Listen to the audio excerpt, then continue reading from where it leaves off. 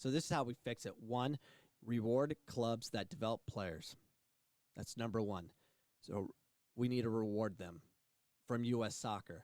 Take some of Dan Flynn's money, take his membership away, and let's use that and reward clubs that do it right. Give them the money versus just give it to the MLS Next or the DA scholarship program.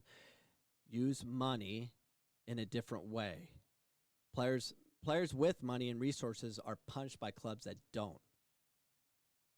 So if we want everyone competing, have them compete for the dollars. They're all competing for dollars. That's why they try to win every freaking time. 2, provide free coaching education to low economic areas. So I'm part of Tuzos, and my family is. My son plays in Tuzos, and it's heavy Hispanic club. I see the coaches. They all think they know what they're doing, but they don't. They don't at all. They don't understand. They work full time and they have to take care of their job. They're passionate about soccer. They scream a lot. They give bad information all the time. But time and time again, these kids bail them out because they're from the culture of soccer. They're freaking good. They're good. USsoccer needs to use their funding, take from one of the Berhalters, and hire 3 people, full-time people that travel the country and go into these clubs that are successful without the education that's needed, because they're not going to pay to try to get an A license. For what? They coach for free. It's just not going to happen. That's a pay-to-play problem that can be fixed.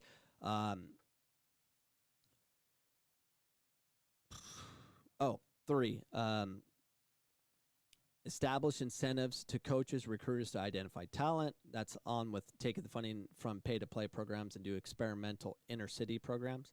And establish clubs pay for a full-time DOC to teach and identify talent. Establish incentives for coaches or recruiters to identify talent. So if they would use, take out their eating. I didn't even show that on. There's so much wasted spending. I encourage you to go to the USsoccer's the USSF website and look at their freaking spending. They spend so much crap. 85 pages to go through. So they need to reallocate their funding to do more experimental programs where they take full-time USsoccer staff and go to Phoenix, Arizona, go to LA, and go into the inner cities and organize and help these clubs that need help. They need to do it, and then they'll identify talent. 4, take a risk and stop listening to the same authors of destruction. So we have the same authors that dictate new policy. It's the same freaking people, the same ones that are saying, you know what? We didn't make the last World Cup. I think I have to redo my contract and get my health club bill taken care of. These are same morons that don't care about the state of U.S. soccer. They don't. We need to hire leadership that have the willingness to adopt a new drastic change. We need drastic change. Take a risk. Do something. 5, commercialize and celebrate coaches and clubs that are doing it right. Have national team players do commercials on the importance of technique. Reward the ones that do it right. Time and time again, through licensing, through USSF, talking to all coaches. We're all on the same page. The kids aren't technical enough, and we need to start playing the right way, but we can't do it because the kids aren't technical enough, and I can't lose, and I can't take the risks and all that stuff. But they know what's right. They should allow the kids to make failures in game and develop that way, but they're not going to do it. They're going to sit them on the bench for even trying, so they'll never improve. We don't have a big enough player pool out there.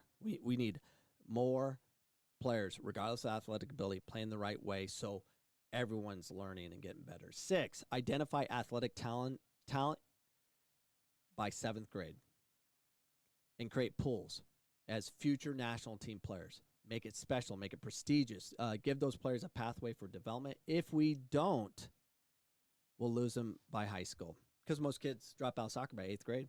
When they enter high school, they're like, you know what? I got yelled at by coach for I don't know how many times. I'm done. Moving on. I'm going to go try basketball and get yelled at by someone else. we can put them in a pool. We can identify them. We can identify talent early. I've used this example way too much, but when there was a player. Well, I started U4 league way back in the day, and I had 136 2 and 3 year olds playing in this U4 league. And the first team I got, there was this girl on it, Naomi Aguilar. She was a freaking stud, and she was a stud at 3 years old, scoring goals in. And then from that group, we created a team, and then she was scoring 4, 5, 6. I would have to hold her back, but she would score a ton every game. Just that's what she did, and she could do it.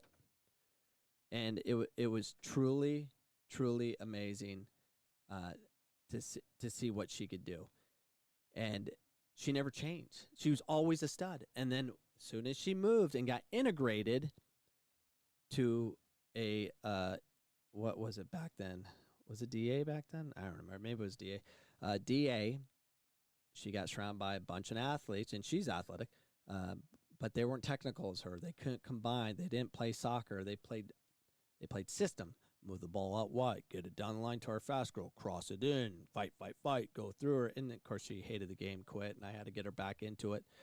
And she eventually went to play at ASU, but she was so messed up from what club did to her. We do that time and time again. We have to get to these kids earlier. Put them in a national team pool early. You can identify players by the time they get to 7th grade. Easily. They're out there. And just put them in the pool and change the format of education and deal with those. We need the athletes. We need the good players and the athletes to stay together and get them away from pay to play. Because pay to play will, especially on the women's side, they don't teach. They don't.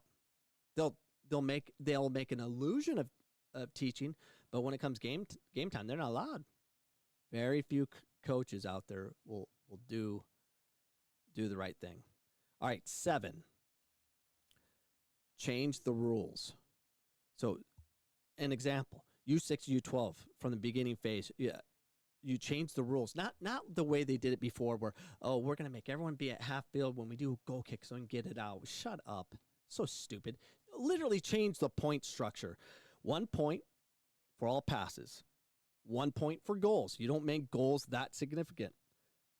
Passing matters. Make that U6, U12. And then 2 points for beating a player 1v1. It's that basic.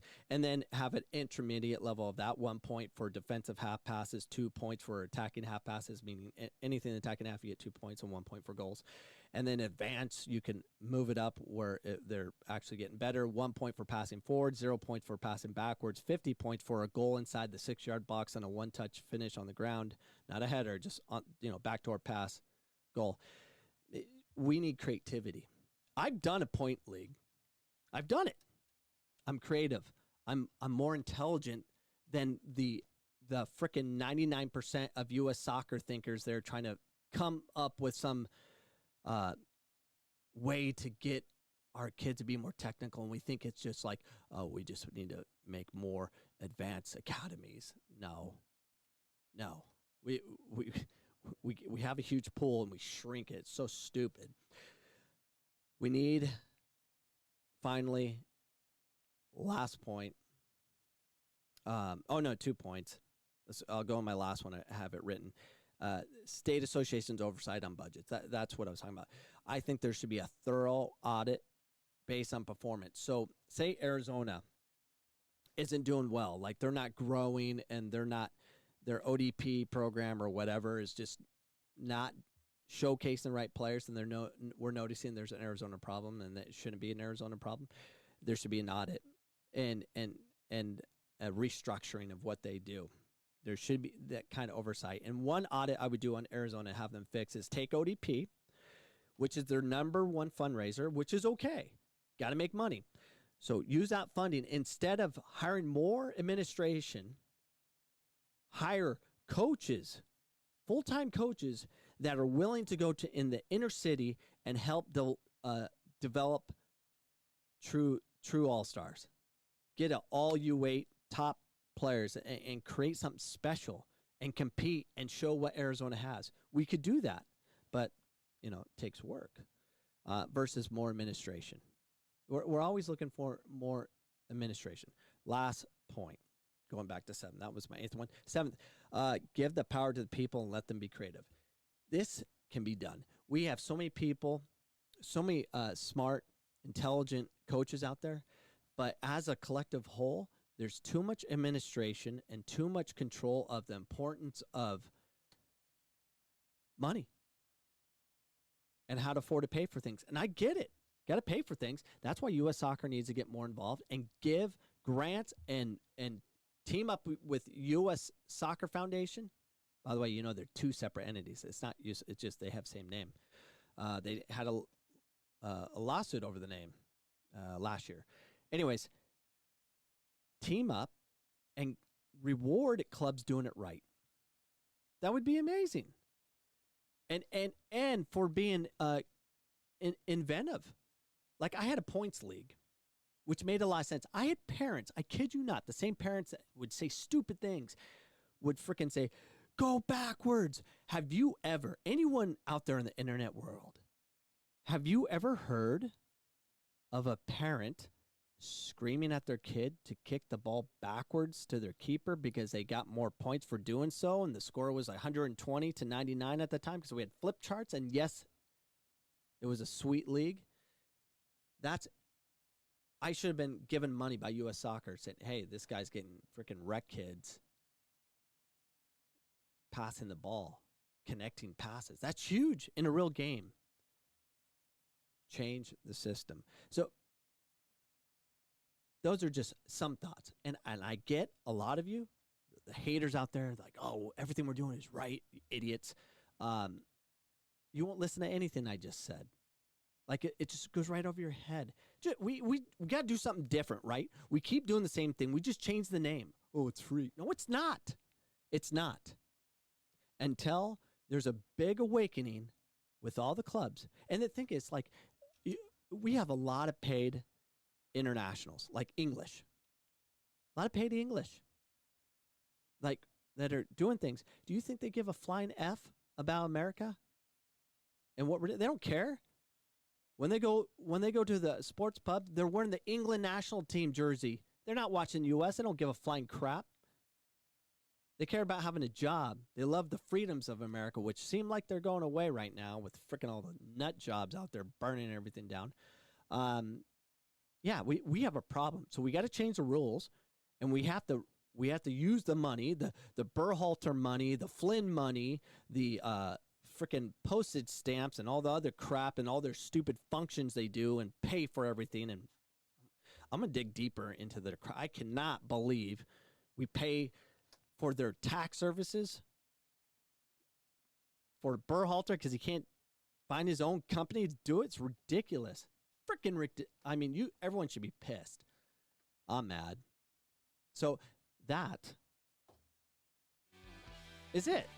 This is Coach Cameron signing out on this rant that was somewhat coherent, but I did put together. I did accomplish the task at hand. And hopefully you just educate just a little bit for those ones that, oh, we have no problems. There's a reason we don't have Messis and Martas out there. We don't. We have system players because the ones that dribble get yelled at by who? The paid coach, because eventually the dribbler's not going to have success and they're going to screw up, and they have to play system so they can win the game versus developing Messis and freaking Martas. I can go on and on about all of this, and I will, because that's kind of what my podcast is about. Peace out. See you later. If you like that clip, I would appreciate it if you go to my YouTube channel if you haven't done so already and subscribe to my channel. Like it, share it, do those things. Help spread the word that there is a different opinion out there as far as giving information far as what is USsoccer in America. I'll give you that information. I'll give you different pathways. Hopefully, I'm educating people to understand there's a different way of doing things. We have to make change. We have to do these things. If you support this podcast, do those things, or buy a mug. You can buy a shirt that says USsoccer is the problem. You can do those things. Go to coachcameron.com and you can find those items to purchase, be sent right to your home. But more importantly, always tune in Monday through Friday, 6 p.m. See you then.